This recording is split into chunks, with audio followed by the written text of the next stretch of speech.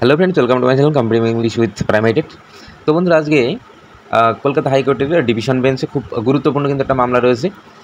2017 এবং 2022 যে টেটের যে প্রশমূল মামলা, তো সেই মামলাটা কিন্তু এর আগের দিন শুনানি হয়েছে। তো আমি কিন্তু জানিয়েছিলাম তো সেখান থেকে কী বিষয় উঠে এসেছিলো। তো তারপরে এই মামলাটা কিন্তু আবার আজকে রয়েছে।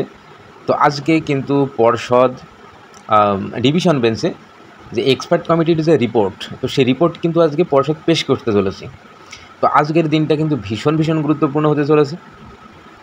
তো এর আগে যেটা একদম প্রথম দিকে উল্লেখ করা হয়েছিল যে প্রথমকার যে এক্সপার্ট কমিটি ছিল, তো তারা কিন্তু সব প্রশ্নের সমাধান করেই ছিলেন। প্রায় 3-4টে কোশ্চেন বাকি ছিল। ওই 3-4টে কোশ্চেনে কিন্তু একটা সমস্যা দেখা দিয়েছিল।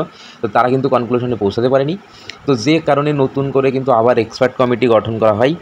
তো এই গঠিত যে এক্সপার্ট কমিটি, তো তারা কিন্তু ইতিমধ্যে পর্ষদকে কিন্তু তারা ইতিমধ্যে তাদের যে রিপোর্ট, তো তারা কিন্তু সাবমিট করেছে। তো সেই বিষয়টা কিন্তু গতদিন যে শুনানি হয়েছিল, তো সেখানে কিন্তু ব্যাপারটা ওঠে। তো তারপরে পর্ষদের পক্ষ থেকে যে বিষয়টা বলা হয়েছিল, তো পর্ষদ কিন্তু এই যে মানে এক্সপার্ট কমিটির দেওয়া যে রিপোর্ট, তো সেই রিপোর্টটা কিন্তু যারা পিটিশনার আছে, তো পিটিশনারদেরকে কিন্তু দিতে চায়নি। অর্থাৎ পর্ষদের পক্ষ থেকে যে সিনিয়র অ্যাডভোকেট ছিলেন সুবীর সান্যাল স্যার, তো তিনিও কিন্তু এটা বলেন যে এই রিপোর্টটা কিন্তু কোনোভাবেই পিটিশনারদের হাতে দেওয়া যাবে না। সুপ্রিম কোর্টের কিন্তু একটা এই নিয়ে কিন্তু একটা অর্ডার রয়েছে। তো সেই মোতাবেক পর্ষদের বিষয়টা জানায় যে এটা কোনোভাবেই দেওয়া যাবে না। তো তারপরে যে বিষয়টা উঠে আসে যে আজকে পর্ষদ কিন্তু একটা মুখ মানে বন্ধ করা একটা খামে এই যে এক্সপার্ট কমিটির যে রিপোর্ট, তো সেটা কিন্তু সাবমিট করবে।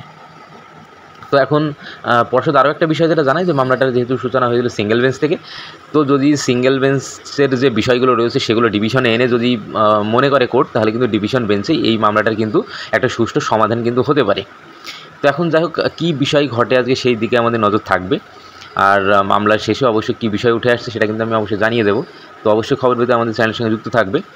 আর এখানে যেহেতু 2017 এবং 2022 টেটের ক্যান্ডিডেট রয়েছে, তো তারা যেহেতু কিছু নম্বরের জন্য কোয়ালিফাই করতে পারেনি, তো এখান থেকে যদি ভালো কিছু উঠে আসে, তাহলে তাদের জন্যও কিন্তু একটা ভালো ভালো একটা সুখবর কিন্তু হতে চলেছে। কারণ তারাও এই যে চলতি যে রিক্রুটমেন্ট যেটা ইতিমধ্যে শুরু হয়েছে, তো সেখানেও কিন্তু তারা পার্টিসিপেট করতে পারবে। এখন কী হয় সেটা এখন দেখা যাক। তোমরা অনেকেই যারা বলছো যে কত নম্বর কি বাড়তে চলেছে না চলেছে, তো দেখো সেটা আগাম কিন্তু এইভাবে কখনোই বলা সম্ভব না। যা হবে কিন্তু এক্সপার্ট কমিটি রিপোর্টে রয়েছে। তো সেই বিষয়টা কিন্তু আমরা সবাই জানতে পারবো। দেখা যাক আজকে শুনানির পরে কি উঠে আসে। ধন্যবাদ।